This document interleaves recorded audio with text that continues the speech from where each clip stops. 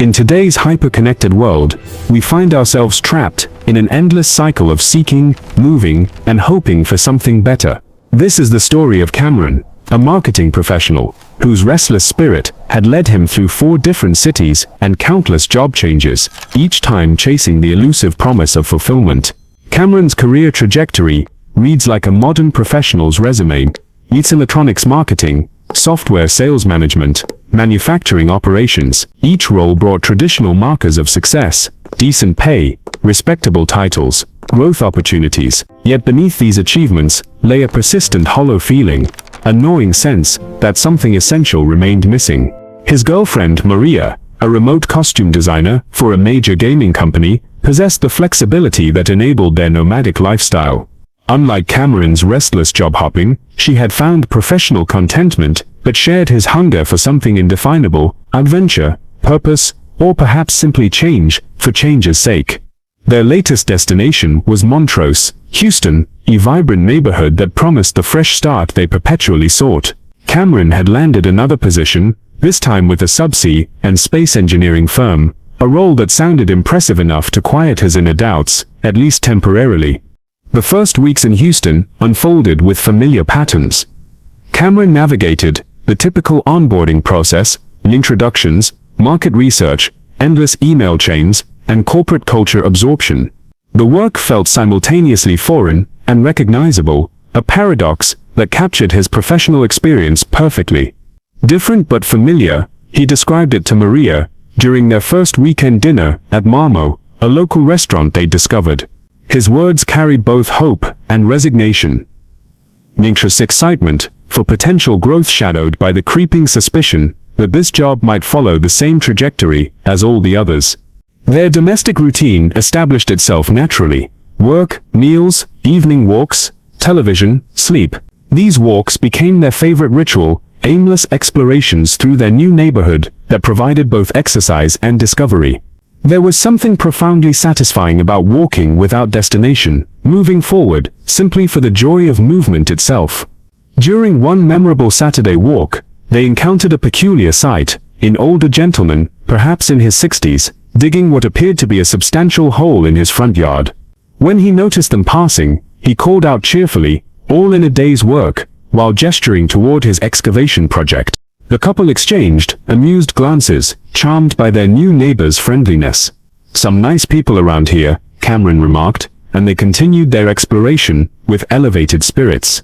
This brief encounter would have remained a pleasant neighborhood memory, except for what happened next. The following Saturday, walking the same route, they discovered the man still digging in precisely the same location. The hole appeared unchanged, as if no progress had been made, despite an entire week's worth of work. Hasn't made much progress, Cameron whispered to Maria as they passed. She agreed, suggesting perhaps he hadn't found the right angle or approach. They rationalized the situation, uncomfortable with its implications, but not yet ready to confront them directly. 4 days later, during an evening walk under streetlight illumination, they encountered the man again. Same location, same hole, same apparent lack of progress. The sight was deeply unsettling, particularly when the man offered his characteristic greeting, all in a day's work. This time, Cameron's curiosity overcame his politeness. Still digging? He inquired, attempting to maintain a light tone despite his growing concern. Oh yeah, just getting started, the man replied with genuine enthusiasm. When pressed about his project's purpose, the man explained he was creating a koi pond for his son. He gestured toward the house behind him, its windows obscured by drawn shades. Cameron noticed a second shovel, leaning against the building, its blade caked with dirt. As they examined the property, a face appeared briefly at one window. Rudolph, a younger man who observed them carefully, before retreating behind the shade. The moment felt charged with unspoken understanding, a recognition that something tragic was unfolding before their eyes. Walking away from the house, both Cameron and Maria processed what they had witnessed. The reality was heartbreaking. An elderly man, likely suffering from dementia or similar cognitive impairment, spending his days digging the same hole that someone midis, presumably his son, refilled each night. That literally makes me want to cry, Maria said, her voice breaking. Life is so shitty sometimes. The image haunted them both. Here was a man trapped in an endless cycle of futile labor, his efforts systematically undone while he remained blissfully unaware. His son, meanwhile, faced the impossible choice between allowing his father's delusion to persist or confronting him with a reality he might no longer be capable of processing. Everything we know, everything we think and believe, everything we are, it's all just limited to that clump of tissue inside our heads. Maria reflected with devastating clarity. We're just memories, and memories are just brain tissue destined to deteriorate.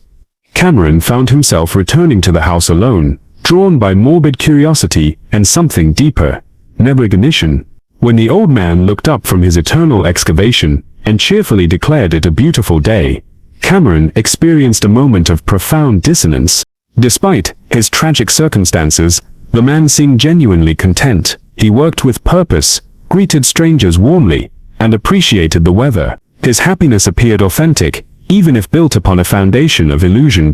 This observation sparked intense conversations between Cameron and Maria. Could someone be truly happy while engaged in fundamentally meaningless work? Did the man's ignorance of his situation's futility actually protect his emotional well-being? Maybe he's happy because he believes there's hope, Cameron suggested during one of their dinner discussions. He thinks eventually he'll finish digging, and the koi pond will be complete. But Maria challenged this interpretation. What if he somehow knew the truth? Could he ever be happy then? Cameron's response revealed his evolving philosophy.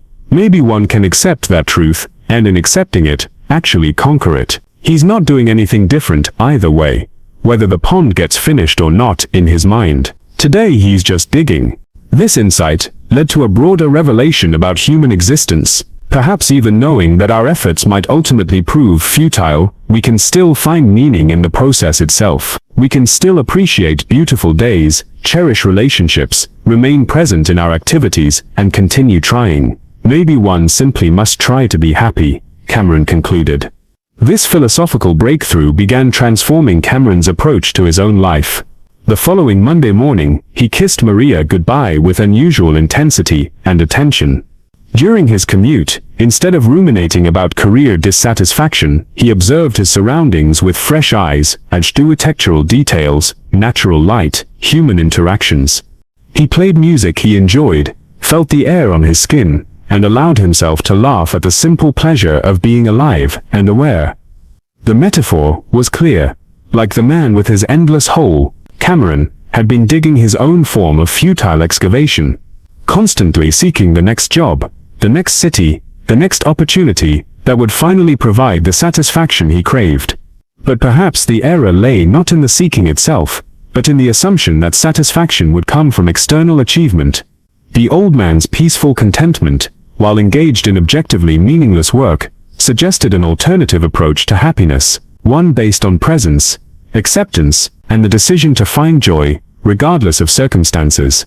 This story resonates because it reflects modern professional life's fundamental tension. We're encouraged to pursue advancement, seek better opportunities, and never settle for good enough.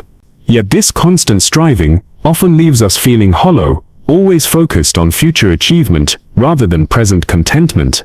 The man digging his eternal hole represents both our worst fears and a potential liberation. His condition is tragic: cognitive decline, lost autonomy, meaningless repetition. Yet his apparent happiness challenges our assumptions about what creates fulfillment. If we accept that much of human effort might be ultimately futile, that our careers, achievements, and even civilizations are temporary, does this knowledge necessarily lead to despair, or might it free us to find meaning in smaller moments? Beautiful weather, kind interactions, the simple satisfaction of engaging fully with whatever task occupies our attention. Cameron's transformation suggests that happiness might be less about achieving specific outcomes and more about how we choose to experience whatever we're doing. Whether we're climbing corporate ladders, raising families, pursuing creative projects, or simply digging holes, the quality of our attention and engagement matters more than the ultimate result. This doesn't mean abandoning ambition or accepting mediocrity. Rather, it suggests holding our goals lightly, might as pursuing them with energy and commitment, while remaining unattached to specific outcomes. The old man works diligently on his koi pond, but his happiness doesn't depend on its completion. The story's power lies in its refusal to provide easy answers. The old man's situation remains tragic. His family faces genuine hardship, and his condition will likely worsen over time. Yet his contentment in the face of futility offers a profound lesson about human resilience and the possibility of finding peace within difficult circumstances. For Cameron and Maria, witnessing this daily ritual becomes a mirror for examining their own lives. Their constant moving and job changing represents a different form of hole digging, the pursuit of external validation and perfect circumstances that might never arrive. By learning to appreciate the journey itself, rather than fixating on destinations, they discover that satisfaction was available all along. It requires only the decision to be fully present with whatever life offers, finding beauty in ordinary moments and meaning in the simple act of trying, regardless of outcomes. The man continues digging his hole, his son continues filling it, and life continues its mysterious dance between hope and acceptance, effort and surrender, the pursuit of dreams, and the wisdom to find peace when those dreams prove elusive. In the end, perhaps we're all digging holes of various kinds. The question isn't whether we'll complete them, but whether we can learn to enjoy the digging itself, appreciate the beautiful days that surround our efforts, and choose happiness, not despite our circumstances, but within them.